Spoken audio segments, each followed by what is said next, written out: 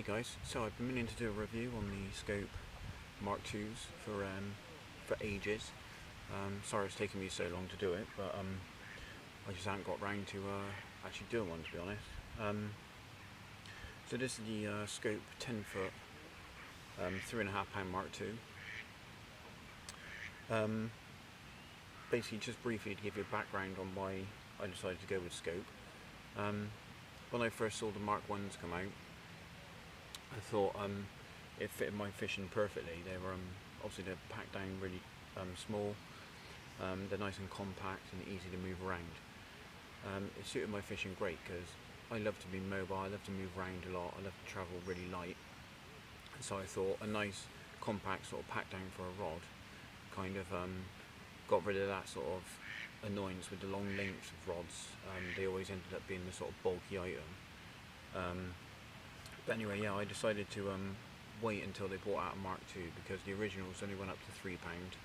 I knew that wasn't really going to be powerful enough on some of the waters that I fish, so I decided to wait for them to bring up like an updated version, and that's what they did. They brought out a Mark II. They brought them out in £3.5 and £4.5.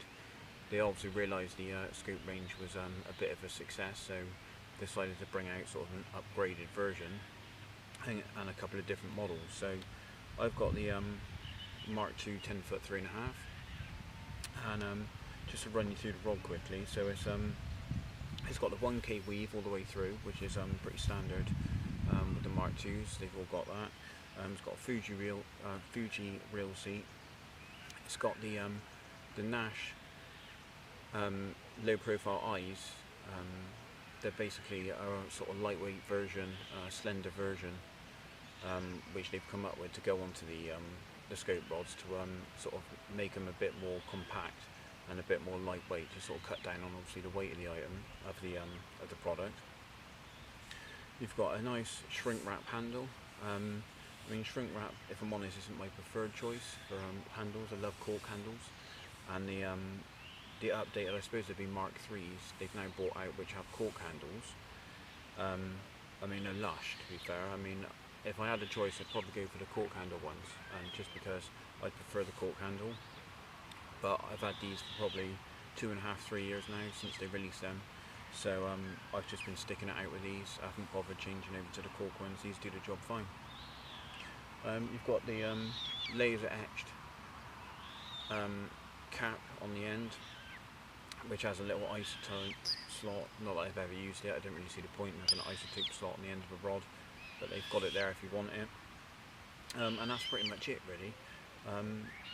In terms of performance of the rod, it's brilliant. I mean, I fished up at places like Linear at ranges of sort of 120, 125 quite comfortably with a 10 foot version, and that's using £16 Fox X set.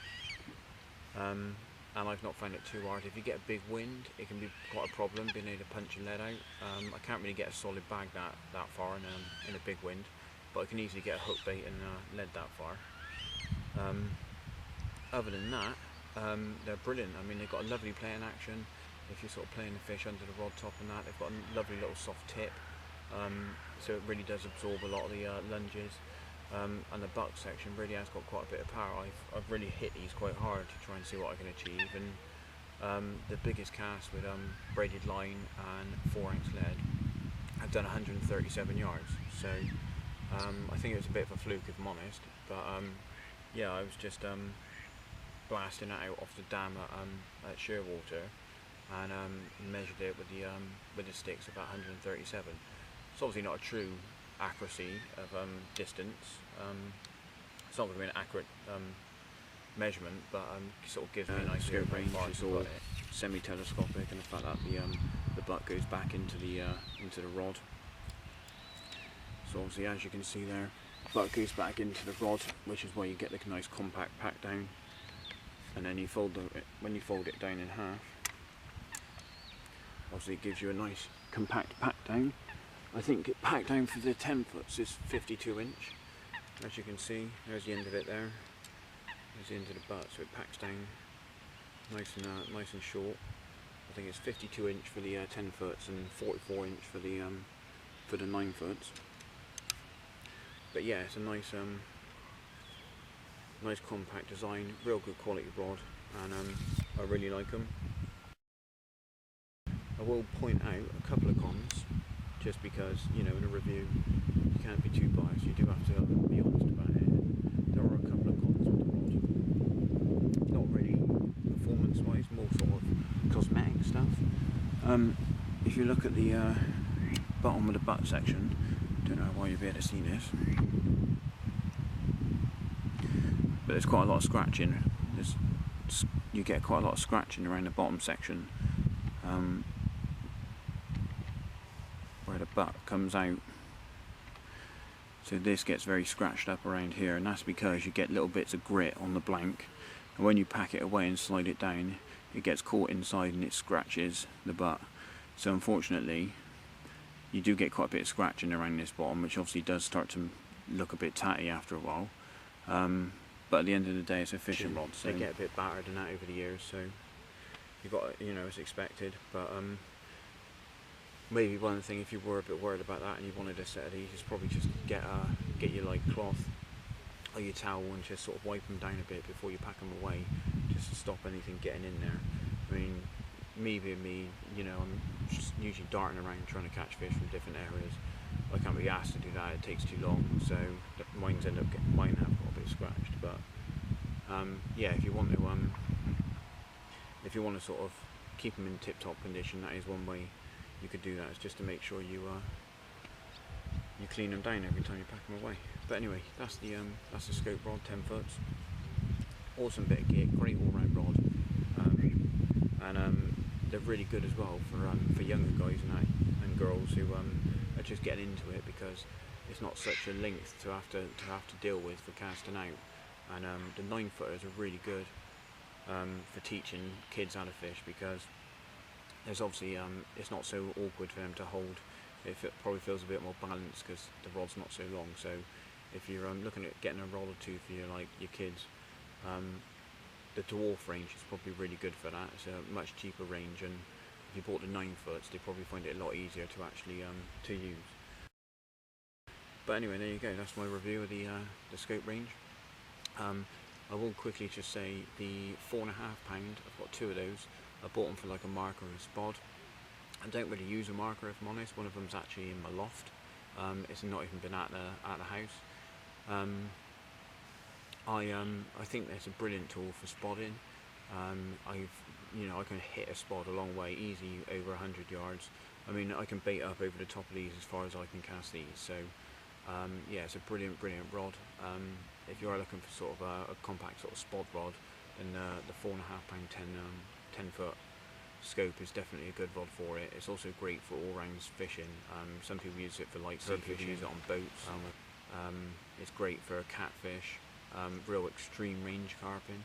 If you're boating rods out, fishing really far out, you could use it for that as well. So yeah, the 4.5 is another really good rod. And yeah, I always have a 4.5 with me. It's good for weed clearing as well. If you've got a little castable rake, it's great for sort of lobbing out and just dragging back and just hauling in a load of weed if you need to clear some areas for your lines. But anyway, that's my review done, so hope you benefit from it in some way. Check them out in the shop, go to your local shop, have a look at them, have a play with them, see what you think. So I teamed them up with the Shimano X-Aero 10K RA. This is basically the big, new updated version of so this is the updated big pit, big spool, small body style Shimano Baitrunners. These are X-Aero 10,000 RAs. And basically what they did is they tried to bring out an 8,000 size body with a 10,000 style spool. And if you look at the spool, it's got a nice lipped spool to aid in casting, so that it creates sort of slightly bigger coils.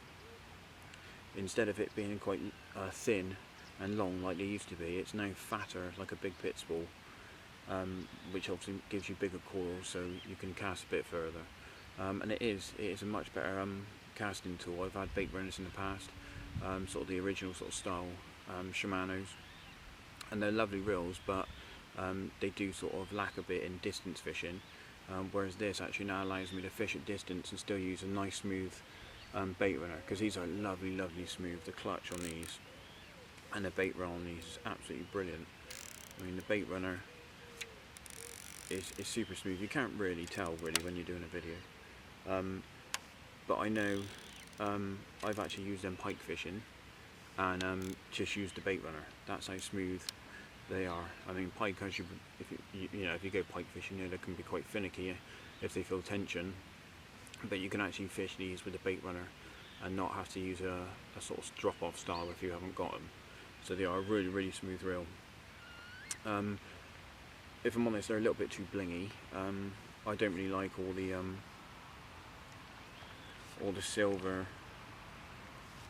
flecks and that on them, and like the bail arm is silver. I don't really like that. It's a bit too blingy for me. I prefer if it was sort of all just sort of dark black, so it doesn't stand out too much. But other than that, they are cracking reels. They're really smooth, and if you want something in between a bait runner and a big pit reel, this is definitely the one to get. And on this style of rod, they balance out perfectly, so they give you that option of being able to sort of hit like further marks if you're fishing at sort of distance more, without sort of having to push it too hard. You know, sometimes with the small reels, you have to real hit it to try and get it out there. But also it's not bulky like a big bit, so it's not going to sort of feel a bit cumbersome on the rod. In terms of reels for this, I've actually had 3 sets of reels which I've tried out on this rod. I've used Fox FX11s. I found with those the spool was a bit too big, the claws were too big. I used to get problems with frap ups on the butt ring. In terms of the other reel, so the other reel I used was actually a 4000, which as you can imagine is a small reel. I went complete opposite and thought, well, let's see what a tiny little reel is like. So I got this in the 4000, so like the barbel sort of specimen reel size. That was too small, didn't have enough cranking power, so then also I went for the 10,000 because it's nice and big. It's got a real lovely sort of cranking handle on it, so when you're bringing stuff in, if you're fishing in weed like I am today, you can really sort of crank down on them and give them a bit of power. The Shimano reels are absolutely lovely. Bit on the expensive side to reel. I think they were about $250 when I bought them, or around the 200 mark. You know, they are sort of a bit more on the sort of expensive side, but they're sort of the top spec bait runner around at the moment, and they're absolutely brilliant, so I do recommend them. Anyway, thanks for watching. Please subscribe and give me a like, and I'll be back with some reviews soon. Cheers.